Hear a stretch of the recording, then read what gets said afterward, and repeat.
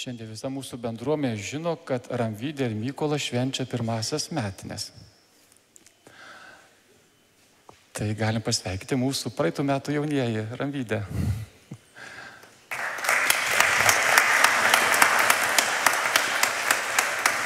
O jūsų meilės vaisiaus vardas? Adonis. Adonis. Sveikas, Adoni. Faina pas mus. Šilta, smagu, kvepia, jo. Ar galite pasidalinti jūsų metai? Akys buvo rožinės ar nerožinės prieš metus? Ar praregėjot kaip Bartimėjus ar ne? Ar dar lieka jūsų daug rožinių spalvų?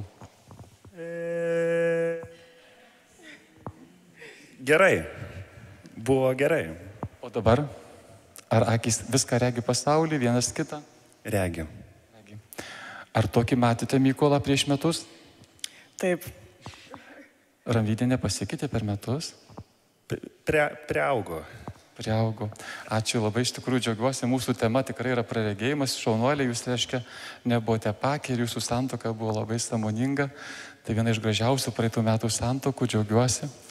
Tai yra mūsų žmonės nuo Kauno ir ne pirmas kartas jaunieji aplanko ir be galo džiaugiuosi. Esame jau meldėsi už jūsų šeimą, jūsų mama buvo prašiusi intencijos. O mes, mėlyje, galvokime visgi apie tą Bartimėjų. Timėjus yra tėvas, Bartimėjus. Ty, ką reiškia? Ty reiškia garbės ieškojimas. Bartimėjus. Tikriausiai visas gyvenimas buvo visai kitų paieškų. Ir prisiminkite praeito sekmadienio Evangeliją. Prieina vieni iš didžiausių šulų. Tai būtent tie apaštalai, kurie laikomi griaustinio vaikais. Tai yra apaštalas Jokūbas ir apaštalas Jonas. Ir praeitą sekmadienį girdėjote, ko jį prašo. Ne šiaip savo praregėti. Jie dar yra tie Bartimėjus, dar jie ieško garbės. Ieškojimas garbės šiems dviems apaštalams pelno aklumą. Tai jie yra tie aklieji. Ir evangelistas Morkus šiandieną tikrai žodį po žodžio dėlioja, kad suprastume, jog mes visi šiek tiek esame Bartimėjai. Ne tik tie du išrinktiniai Jokūbas ir Jonas, bet ir mes. Ir mūsų sėdėjimas gyvenimuose gali būti toksai užsivėlęs jisai yra. Ir galime nematyti nieko. Gal kam teko Kaune išgirsti, manykime, kad jau tikriausiai neteks solistą Italijos Bocelli. Kas buvote Bocelli koncerte? Buvote. Įsivaizduokite, Bartimėjus Elgeta daug garsiau šaukia negu Bocelli. Prašaukė mines. Koks turėjo būti šito aklo žmogaus garsas, kad pramušti apaštalus, minę, jį stūmė, netrukdyk, mokytojas eina. Tai yra tikėjimo Bocelli. Jisai dar garsiau, Jėzau, Dovydo sūnau, pasigailėk manęs nusidėjėlio. Ir ši malda yra atgulusi kaip pati gražiausia malda, kaip meditatyvinė praktika rytų bažnyčioje, ortodoksų bažnyčioje, graikų bažnyčioje. Tai vadinasi širdies malda. Tu kartoji, pastovi ir savo mintis išvalai, Jėzau, Dovydo sūnau, pasigailėk manęs nusidėjėlio. Ir eina kaip rožančius, kaip mantra. Šią Bartimėjaus maldą įsikūnijo rytų bažnyčia. Ir mūsų mėlėjai pirmoji mintis tegu būna labai paprasta. Šis balsas paprastas. Mūsų bėdos mus padaro tikėjimo bočeliais. Kada užklumpa kažkas labai negero, mūsų šitos vietos jų reikia nebijoti, atsitinka nelaimė ir atsitiks ir vyksta gyvenimo ciklai. Šituo metu mes esame tie apakę Bartimėjai. Šaukime, Dieve, pasigailėk. Noriu regėjimo. Dabar jau nenoriu garbės. Jau nenoriu sėdėti tavo dešinėje kairėje. Aš noriu regėti. Aš noriu eiti savo akimis, savo kojomis, savo rankomis liesti. Ir mūsų pirmoji mintis tegul ir būna, kad mūsų malda turi būti karšta. Ir jeigu Dievas ale negirdi, tai kaip Bartimėjus, jeigu sutrukdo, gali sutrukdyti apaštalai. Šiandien matome apaštalų bažnyčią, bendruomenė, sutrukdo faktiškai aplinkiniai. Mes kartais, aš irgi galiu sutrukdyti. Ir visgi šaukite dar garsiau, kad būtumėte Dievo išgirsti, tai iš tikrųjų tai yra jūsų tikėjimas paaugtų. Antroji mintis. Kažkas turi patraukti jūsų žvilgsnį, kad eina kažkokia malonės galia. Kažkas turi parodyti per savo gyvenimą, per mokymą. Niekada, ko gero, nesurasti per internetą šiaip so paprastai, kad gyvenime yra Jėzus ir jisai yra mano gyvenimo prasmė. Ir šitie momentai, kuriems parodo žmonės, galbūt jų gyvenimai, galbūt jų gyvenimo būdas, kažkoks šventas pasiaukojimo būdas, tai yra Dievo malonės pliūpsnis jums, kad žinoti, nes tugi nematai, tugi negirdi, tavo tikėjimo nėra, kažkas girdi ir eina su pliūpsniu, štai malonė, Dievo sūnus, štai tavo malonė. Ir mes už tai dėkokime ir būkime atidūs šiem garsam. O tų garsų pasaulyje labai daug yra. Mes galime girdėti visokiausius triukšmus, juos girdite ir jums reikia malonės atsekti Dievo garsą, atsekti Dievo malonės garsą tarp kitų gyvenimo triukšmų, nes būsite kaip tie du pašlai, prašydami garbės, o būsite širdimi akli. Ir trečioji mintis, pats prašymas. Viešpatie, kad praregėčiau. O klausimas šiandien yra kiekvienam, ko tu nori, kad tau padaryčiau? Ko tu nori, kad tau padaryčiau? Ir Dievas prie kiekvieno šiandieną glaudžiasi visą savo dievystę, visą savo sūnaus žmogystę. Ir šventosios dvasios galia, ko tu nori, kad tau padaryčiau?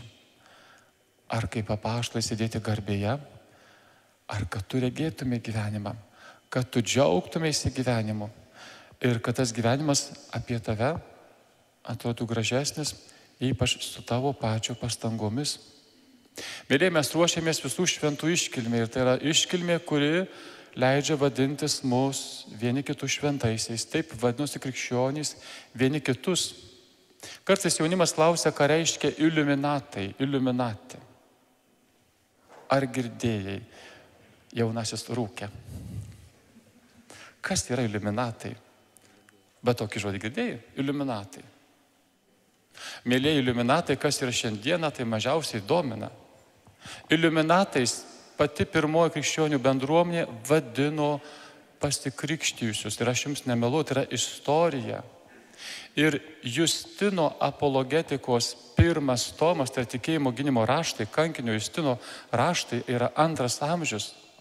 Patį krikštą vadino, reiškia iliuminavimu, apšvietimu. Tai jūs esate apšviestieji. Nepasiduokite, netiduokite savo šviesos niekam, jūs esate tikrieji Dievo iliuminatai, apšviestieji.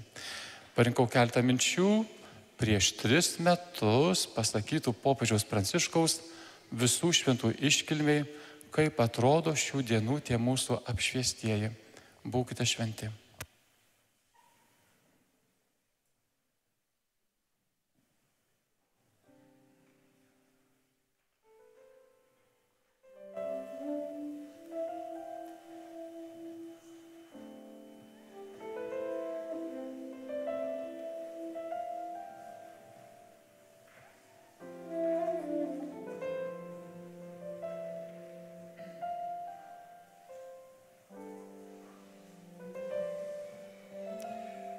Būti šventais. Tai gyventi pagal Jėzaus palaiminimus. Tai tokia programa, nuolankumas, atjauta, romumas, teisingumas, taikos kelias. Tai jie veda į Dievo karalystę ir tavo brolis sesė laimę. Eiti palaiminimų keliu, tai džiaugtis ir pranašauti tavo džiaugsmas. Nematytas džiaugsmas. Tokia skelbimo mintis, esame palaiminti. Šventam nėra vien iš pastangų ar atskirų atsakymų suradimų gyvenimas. Tai ne tik mūsų pastangos. Visų pirma, džiugus atradimas. Tu esi mylimas Dievo vaikas. Tai nėra žmogiškas pasiekimas, tai tau dovana. Esame šventi. Dievas, kuris yra šventasis, ateina ir pas tave apsigyvena tavo gyvenime, kad tu būtumai palaimintas, tu esi palaimintas ir kad būtumai šventas. Tai yra mūsų krikščioniškas džiaugsmas. Tai ne šiaip savo akimirkos emocija ar koks optimizmas. Tai yra stiprybė, kurią gauni iš Dievo. Tai yra šventųjų patirtis. Džiaugsmas, kurį jauti ir liūdiji. Be džiaugsmo tikėjimas tampa slegiančia, varginančia veikla ir tu gali susirgti liūdesiu. Vienas dykumų tėvas sakė, kas yra liūdesys, tai širdies kirminas. Išmesk širdies kirminą. Būk džiugus krikščionis. Atsiminkime, nėra šventumo be džiaugsmo. Taigi džiaugsmas ir antra pranašystė. Palaiminti vargšai, kenčiantys, išalkę, ieškantys teisingumo. Tai ši žinia eina prieš srovę. Pasaulis tau sako kitką. Tu laimingas, turtingas, galingas, jeigu jaunas, stiprus, jeigu tavo gyvenimas sėkmingas. O Jėzus sako tau kitaip. Tai yra pranašo žinia. Tikra gyvenimo pilnatvė. Pasiekiama sekant Dievo malonę, gyvenant Jėzaus žodžiu. Te Dievas apsigyvena tavyje, te kuria tavyje erdves ir te leidžia pajausti tavo vidinį neturtą. Mes visi, mėlyjeji, esame broliai, seserys ir atrandame šį džiaugsmą.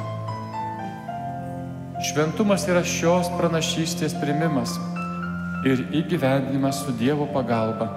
Tai kaip revoliucija, sako popiežius Pranciškus. Broli, sesė, ar tu liūdiji Jėzaus šią džiaugsmo pranašystę? Ar tavo krikštas gyvena dvasia? Ar patogiai pristaikai prie savo tikėjimo? Galvoji, kad tau viskas gerai? Ar sklydi pasaulyje džiugią žinią, pranašystės naujieną? Viešpats tegu būna su tavimi.